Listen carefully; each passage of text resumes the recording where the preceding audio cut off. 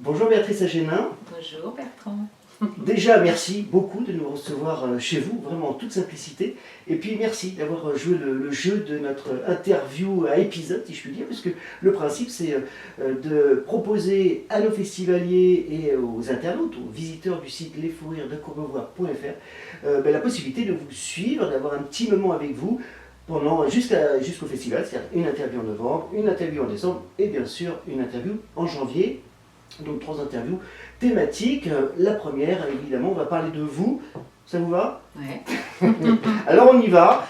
Première question, donc j'ai regardé votre parcours, un parcours incroyable évidemment, après avoir suivi des études, j'ai vu de supérieures de lettres, vous êtes entré au conservatoire d'art dramatique, au cours de Lise Delamarre et Jean-Laurent Cochet, pardon. Alors à cette époque-là, on est au début des années 70, est-ce que vous vouliez déjà être comédienne ou est-ce que c'était un passe-temps pour vous? Ah non, c'était pas un passe-temps. Non. C'était vouloir être comédienne en sachant absolument pas ce que c'était que ce métier-là, en ne le connaissant pas, en étant vraiment trop jeune pour avoir la moindre idée de ce que pouvait être ce métier, n'ayant pas des parents qui étaient dedans. On pourrait dire aujourd'hui que ma fille qui veut être chanteuse, elle a une petite idée de ce que c'est qu'un théâtre, de ce que c'est que les préoccupations d'un acteur. Moi je n'avais pas cette formation-là. D'accord. Cette éducation.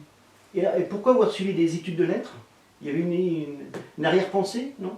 Ah non, ça n'avait rien à voir. Mhm. Les lettres, c'était parce que j'aimais les textes, mais encore une fois, j'étais très jeune et je comprends vraiment que ce soit difficile pour un jeune de se décider pour la vie, sauf si on a effectivement un coup de foudre pour un métier. Sinon, c'est très difficile de savoir ce qu'on va vouloir faire, surtout. Donc vous n'étiez pas comme toutes les petites filles, quand je serai grande, je voudrais être vétérinaire ou maîtresse d'école, non, pas de ça. Non, je C'était suis très passée clair. par la phase un peu religieuse. Ah d'accord. Voilà, mais ça n'a pas duré longtemps et j'avais aucune idée. Mais le théâtre quand même, je n'y avais pas accès, mais mon père avait fait du théâtre aux armées, il me récitait Harpagon, il avait joué l'avare. Bon, en même temps c'était pas un professionnel, donc c'était un petit... je sais pas, une petite introduction comme ça. Mais absolument, non, j'avais aucune notion de ce que ça pouvait être. D'accord. Alors, vous avez donc suivi les cours, je le disais, de Lise Delamarre. Elle a un lien avec le cascadeur Gilles Delamarre ou pas? Ah, pas du tout, c'était une comédienne de la D'accord. Comédie Française et à cette époque, c'était les acteurs du français qui donnaient les cours au conservatoire. D'accord. Alors justement, qu'est-ce que vous avez retenu de l'enseignement de Lise Delamarre et Jean-Laurent Cochet? Jean-Laurent, beaucoup, il avait d'ailleurs un cours particulier. Lise, pas beaucoup. Faut être clair. Ouais. Elle était moins présente? Non, c'était pas quelqu'un qui avait cette vocation de transmission. Elle était là parce que c'était la coutume de donner des cours d'art dramatique. Et Lise, avec tout le respect que j'ai pour la personne et pour la comédienne, n'était en aucun cas intéressante comme professeur. D'accord. Donc plus Jean-Laurent Cochet. Oui, Jean-Laurent et parallèlement Jean Périmoni. Presque tout le monde s'est retrouvé, Dussolier, tous les comédiens se sont retrouvés chez Périmoni à un certain moment, et aussi un peu chez Jean-Laurent Cochet, Giraudot, tous ces gens-là. Eh bien, c'était des cours privés quasi obligatoires pour entrer au conservatoire, pour préparer les scènes au conservatoire. D'accord. Alors j'ai vu que vous êtes sorti du conservatoire avec un second prix en comédie moderne. Ça me paraît très spécialisé. Vous pouvez nous expliquer ce système de prix thématique? Vous étiez spécialisé sur la comédie moderne, c'est ça? Comment ça se passait? Non, il y avait de la tragédie, il y avait de la comédie classique, comédie moderne et comédie étrangère. D'accord. Ou théâtre étranger. Je ne me souviens même plus ce que j'ai passé, mais en tout cas... Comédie moderne, j'ai vu. Oui, c'est comédie moderne, ça veut dire que c'était pas de la tragédie, mais c'était des petits tiroirs comme ça pour se retrouver, mais enfin ça n'a plus beaucoup de sens. Ça n'a plus beaucoup de sens aujourd'hui. C'est plus comme ça aujourd'hui? Non, maintenant on présente des spectacles, on ne passe plus de concours de scène, ce que je trouve très regrettable d'ailleurs, parce que c'était une excellente émulation pour tout le monde devait se distinguer en, je ne sais plus ce que c'était, 6 minutes, Et il y avait des concours éblouissants à l'époque, parce que chacun était stimulé par chacun devait réfléchir à ce qu'il avait envie de montrer de lui. Donc les choix des scènes, les choix des auteurs, ça appartenait à chacun de nous à cette époque. Et après 68, il y a eu une petite rébellion, on veut plus de concours, on veut plus ci, on veut plus ça, c'était ridicule. Et du coup, maintenant, ce sont un peu les metteurs en scène qui font des spectacles, ou des élèves entre eux qui font des spectacles. C'est souvent très bien, mais c'est souvent aussi la marque du metteur en scène, et du coup, les élèves n'ont plus la possibilité de s'exprimer comme ils s'exprimaient pendant ces concours, qui étaient suivis par les journalistes, par les professionnels. On ne pouvait pas rater les concours du conservatoire à l'époque. C'était public? C'était public, oui. C'était une épreuve, mais une épreuve où chacun devait être le meilleur, quoi. Aujourd'hui, c'est plus tellement comme ça. On va au... Je ne sais même plus comment ça s'appelle, mais enfin, il n'y a pas la stimulation, il n'y a pas du tout l'excitation qu'il y avait à ce moment-là. D'accord. Alors, donc votre deuxième prix du conservatoire vous a ouvert grand les portes de la comédie française? Non, pas du tout, pardon, mais allez-y. Ça ne m'a pas ouvert les portes parce qu'il y avait un premier prix qui était Martine Chevalier, et il se trouve qu'en ayant un second prix, je n'étais pas appelée en premier, et il se trouve aussi que Martine, à cette époque, a refusé d'entrer à la comédie française. D'accord. C'est seulement là que l'administrateur de l'époque, qui était Pierre Dux, m'a invité à venir rejoindre la troupe parce qu'il y avait une place et pas deux. D'accord. Et donc je suis entrée, puis j'ai quitté la comédie française au bout de 10 ans, et là, Martine est entrée à ma place pour jouer... C'est une belle histoire. Oui, une belle histoire. Pour jouer Esther, que voilà, je venais de partir, j'ai pas voulu re-rentrer, parce qu'en re-rentrant, c'est quand même une administration. Je serais rentrée au plus bas, alors que j'étais déjà sociétaire. Donc ça voulait dire tout recommencer à zéro. C'est lourd. C'est lourd. Donc deuxième prix, oui, effectivement, moi je pense à Jean-Paul Belmondo, on en reparlera plus tard, avec son deuxième accessite. Il en parle beaucoup. Il en parle beaucoup, et il en a manifestement souffert. Hein. J'ai l'impression que... Parce que, pourquoi je vous parle du deuxième accessite de Jean-Paul Belmondo et de votre deuxième prix et des 4 nominations de Molière qui n'ont pas été concrétisées par une statuette? Ça n'empêche pas que le public vous adore, il vous a suivi pendant 20 ans à la télévision, on en reparlera aussi, mais c'est vrai que quel regard vous portez justement sur ces récompenses, sur ces honneurs? Ça vous a meurtri votre deuxième prix ou finalement pas du tout? On est toujours meurtri de ne pas être choisi. Alors ça, il faut le savoir, on a beau dire non, c'est pas important, si c'est extrêmement important, on est sensible aux mauvaises critiques, à ceux qui ne valorisent pas, plus qu'à ceux qui valorisent. C'est comme ça, c'est l'être humain, il veut être récompensé, il veut qu'on l'aime et qu'on le regarde, et c'est vrai que ça compte, parce qu'un coup de projecteur sur vous à un moment donné, c'est plus important que l'ombre.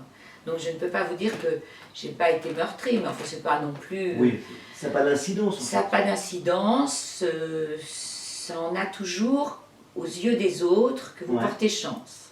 C'est surtout ça. C'est pas tellement le prix lui-même. Il ne faut pas dire que ça n'a pas d'importance, ça en a. Ensuite, eh bien voilà, moi les actrices, les comédiennes que j'adore, comme Gina Rollands par exemple, n'ont jamais été récompensées. C'est la femme de Cassavetes, c'est la femme une femme sous influence. C'est pour moi une immense actrice et pourtant elle n'a pas été récompensée. Mais il est vrai qu'il est toujours préférable d'être récompensé. Après, chacun se débrouille avec ça. Alors, justement, je parlais de la télévision, je ne peux pas ne pas vous parler de Reine, la famille formidable, la meilleure amie d'Annie Dupéret. 20 ans, vous avez 40 ans de carrière à peu près, 20 ans c'est quand même pas rien dans une carrière, 20 ans. Est-ce qu'à un moment donné, franchement, vous n'avez pas eu envie de quitter la série de peur d'être enfermé dans le rôle, d'être trop marqué par le rôle?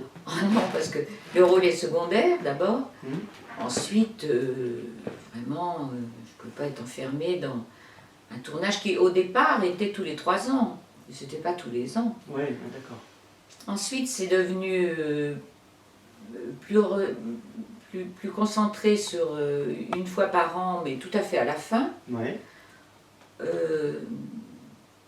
non, franchement non. Vous savez, la télévision, c'est ce qui permet de vivre. C'est aussi ce qui permet d'être reconnu dans la rue, parce que ça a une très grande audience. Mais c'est pas à la télévision qu'on apprend son métier. On apprend son métier au théâtre avec le système de répétition et aussi avec des rôles beaucoup plus responsabilisants qu'à la télévision. Alors c'est important d'exister, bien sûr, mais et d'exister auprès du plus grand nombre, parce que ça, la reconnaissance est importante, mais surtout ce qui est important, c'est ce que vaut votre nom. Ouais. C'est toujours la même chose. Et ça passe par la télévision. Ou le cinéma. Préférentiellement le cinéma, mais enfin, si on n'a pas le cinéma, on peut se rabattre sur la télévision. Parce que c'est vu par quand même beaucoup de gens. Ben oui. Il y a 7 millions de spectateurs quand même sur... Et c'est régulier, ça a cartonné. Hein. Oui, oui, et encore, et ça continue à tourner sans moi, puisque... Bah oui, j'ai vu que, c'est marrant, vous avez pris beaucoup de plaisir à mourir. C'était un... C'est vrai. Non, mais parce qu'il y avait un rôle, une situation, il y avait quelque chose à faire. Moi, je ne suis pas tellement une femme d'image, donc ça m'intéresse moins d'être vue énormément, mais ça m'intéresse beaucoup de jouer quelque chose qui me questionne. Et l'histoire de mourir dans l'indignité, de refuser... ça m'intéresse déjà d'y réfléchir. Ça m'intéresse aussi qu'un personnage se demande s'il attend la décrépitude ou si... Parce que j'aurais pu maigrir, par exemple. Je me suis posé la question, est-ce que je fais l'effort, comme certains acteurs américains vont jusqu'à grossir de je ne sais combien de kilos comme De Niro dans... Ouais. C'est intéressant pour un acteur d'aller aux extrêmes. Vous auriez pu faire ça? Oui, mais ce qui n'était pas possible, c'était qu'on ne tournait pas dans l'ordre. Ah oui, j'aurais pu être très maigre et puis ensuite... Puis après votre mort, vous aviez d'autres scènes. Oui. Donc c'était pas facile sur le plan de la chronologie. D'accord. Bon. Alors justement, parlons de Rennes rapidement, parce que c'est une interview qui sert à nous permettre de mieux vous connaître. En quoi Rennes vous ressemble? Est-ce qu'il y a des points communs entre vous et Rennes? On a toujours des points communs avec le personnage qu'on interprète. On lui donne une part de soi-même. D'accord. Et je ne suis pas riche comme Rennes est riche, je ne suis pas une femme de pouvoir comme elle était, je ne suis pas en problématique avec mon enfant que je n'arrive pas à aimer, etc. Cette partie-là, c'est pas moi. Mais l'amitié sincère avec Anne Dupéret, qui est devenue au fil du temps une vraie amie, bien sûr, le plaisir à interpréter un personnage qui a des aventures amoureuses parce que n'arrive pas à se fixer, un petit côté aventurier que je n'ai pas, une élégance que dans la vie je n'ai pas parce que c'est un petit effort, mais le fait, c'est un effort quand même de paraître comme ça, mais le fait d'y être contrainte par le tournage m'a finalement convenu, parce que je trouvais que quand les gens me disaient par exemple « vous nous représentez, nous les femmes, on n'est pas forcément... comment dire, on aime beaucoup votre élégance », ça m'a surprise parce que je ne pensais pas du tout que ça pouvait donner cet aspect-là aux gens. Et des femmes sont venues vers moi en me disant on aime beaucoup que vous soyez extrêmement bien habillée, que vous soyez toujours bien coiffée, que vous soyez... ça nous représente. Ça m'a surprise. Voilà.